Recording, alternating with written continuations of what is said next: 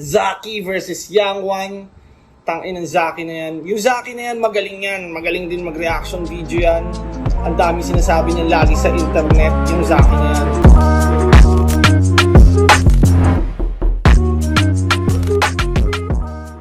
Yo!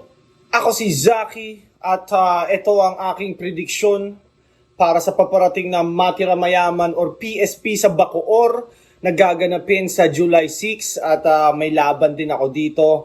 So, bago ko simulan yung prediction at picks ko, gusto ko i-shoutout yung Baby Jacks Apparel, Crown Manila, Floodway Hustlers, lahat yung mga sumusuporta sa akin. Supportahan nyo yan, supportahan nyo yung merch ko, merch nila. At syempre, subscribe and subscribe kayo sa channel ko para mas lalong lumaki yung channel at mas lalo natin ma-improve. At simulan na natin. Dito muna tayo sa non-tournament battles. First laban ng gabi, magandang magandang panimula. Damsa versus Rapido. Damsa ang kilala or nakilala bilang Flow King dahil estilo niya yun. Sobrang solid flow ni Damsa. Yun talaga yung forte niya. Habang si Rapido naman similar din dun. Kaya nga Rapido. Alam ko Rapido means fast in Spanish. Rapido. Alam ko fast ang meaning ng Rapido in Spanish. Kung mali man ako, i-correct nyo ako at i-comment nyo dyan para malaman natin.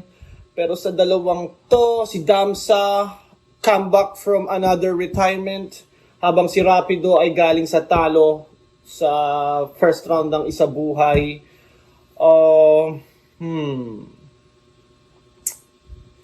Pwedeng Damsa, pwedeng Rapido.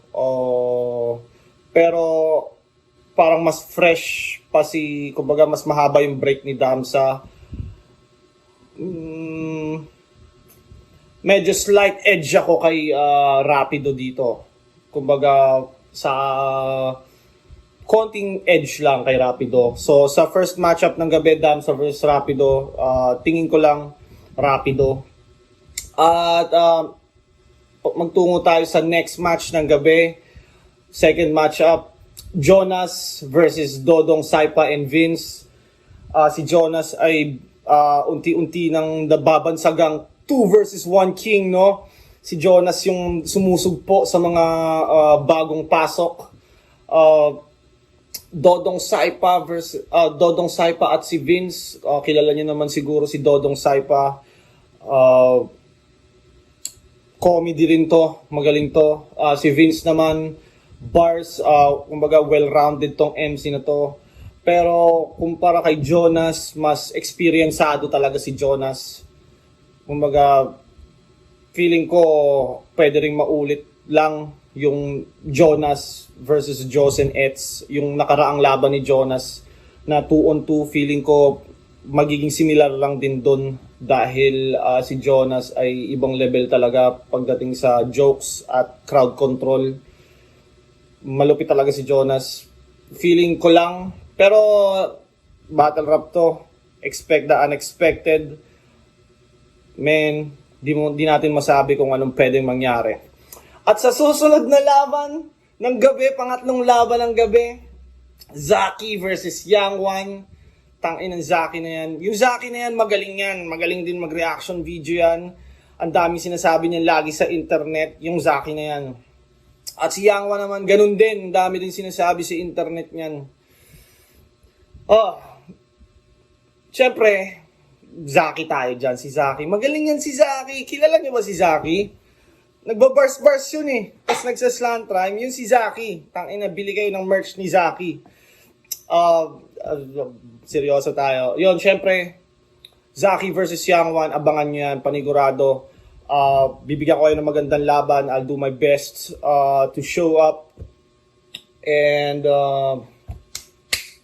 ayoko na masyado mag-comment. Pero tangina, parang bigla akong ginanahan. Parang ngayon na kaya mag-battle. Tangina mo. Yon. At next, Invictus versus Romano. I think Invictus galing sa loss from sino nga ba? Aklas. Tapos Romano naman galing loss recent lang, last week lang kay EJ Power. Yung like I said, maapektuhan talaga ang performance ng isang MC pag dalawang battle ang pinaghahandaan niya sa loob ng isang buwan. Para sa akin, hindi talaga enough. Gaano ka kagaling, mahirapan ka talagang mag-prepare ng material para sa dalawa. So, yung performance ni Romano kay EJ was not that good. Feeling ko nga, yun nga, dahil dalawa yung pinaghahandaan niya, naapektuhan talaga yung performance ni Romano. Pero malay natin, hindi niya sineryoso si EJ at focus siya kay Invictus. Hindi natin masabi. Pero I think, kumpara sa kanilang dalawa, si Invictus ay isa lang ang pinaghahandaan, si Romano lang. Tapos medyo mahaba-haba na yung break niya.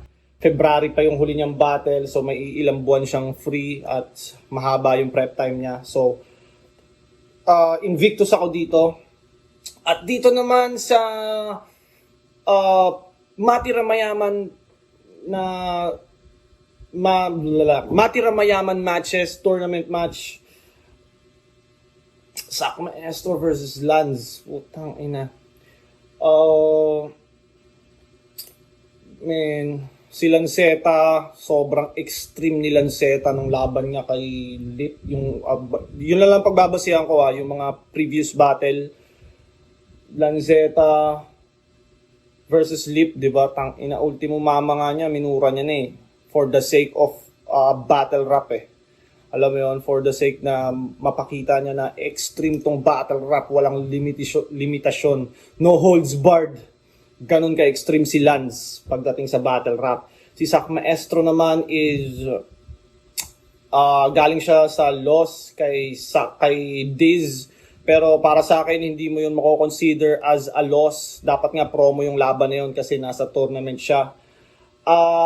Kitang-kita naman na, kumbaga, sobrang dikit lang din nung match. Parang kay Sac pa nga yun, di ba? Ang dami nagtatalo na si Sac dapat ang nanalo. So, both of these MCs are doing good. Ang ganda ng mga recent performance nila. Ano man yung naging resulta, ang ganda ng performance nila. Man. Si Sac kasi medyo parang kailan ba yung magandang performance nila ni Sac pag nasa Maynila? Kailan? Batas versus kailan ba ang pinakamagandang perform? Parang ang tagal ko nang hindi nakakakita ng performance ni Sac Maestro na maganda dito sa Maynila. Pag wala sa Mindanao, Cebu. Pag Cebu, Davao, matik yan, Sac. Pero pag nandito sa Manila, hindi kasing ganda ng pag nasa Cebu siya or Davao. Si Lance naman, kumbaga kahit saan nakakapag-perform si Lance. Technicality, parehas technical, parehas may rap skill.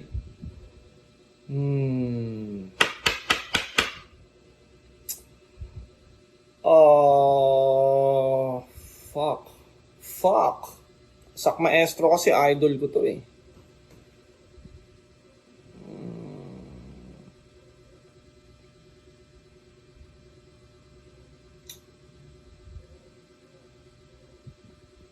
Ang hirap mamili. Sac. Si Sac Maestro, feeling ko handa to. Si Lance naman, tangina. Kumbaga, handa nga siyang murahin yung nanay niya para sa tournament na to Ganun ka-extreme si Lance. Ito, tingin ko lang, slight edge para kay Lance. Tingin ko lang mas ulul si Lance. Kumbaga mas siraulo si Lance at parang mas salbahe yung mga kaya niyang sabihin kay Sac Maestro. Tingin ko lang. Kaya Lanceta ako dito. Parang mas base sa panlasa ko, parang si Lance yung mas salbahe talaga. Alam mo yun? Alam mo yun? May ganung ano si Lance eh. Kaya konti lang naman. At bukod pa doon, nakailang laban na sila, lagi siyang natatalo ni Zack. So, for Lance, parang tangina, third time na to, kailangan ko na makabawi, kailangan ko na makapagpakita ng ano, hindi pwedeng sa 3 match natin, di man lang ako nanalo kahit isa. Trilogy pala to, trilogy. So, we'll see. Pero tingin ko lang, idol ko pa rin si Zack.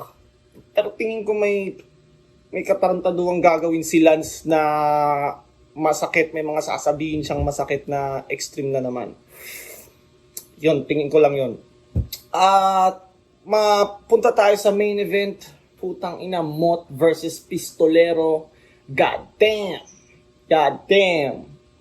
Magtropa to eh. Magtropa tong dalawa. Di ko alam kung mag-all out ba sila or pigil.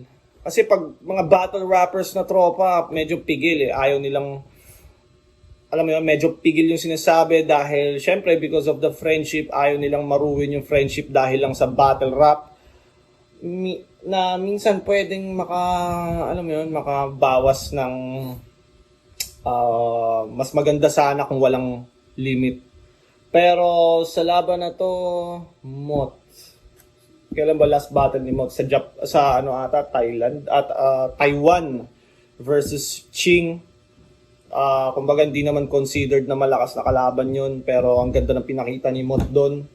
Si Pistol naman versus Poison ata. Si Poison mukhang hindi naman handa, so parehas naman silang hindi naman sila last pagparehas or galing sa battle na matindi. Pistolero, tangina, rebuttal game ni Pistolero, matindi. Freestyle ability ni Pistolero, matindi. Plus, sunugan champ, isa buhay champ, matindi yun. Matindi yung, kumbaga, yung resume din ni Pistolero. Si Moth naman, still undefeated sa flip top, sa Matira Mayaman, muntik na kay J Black, kaso alam niyo naman yung nangyari. Na veto dahil sa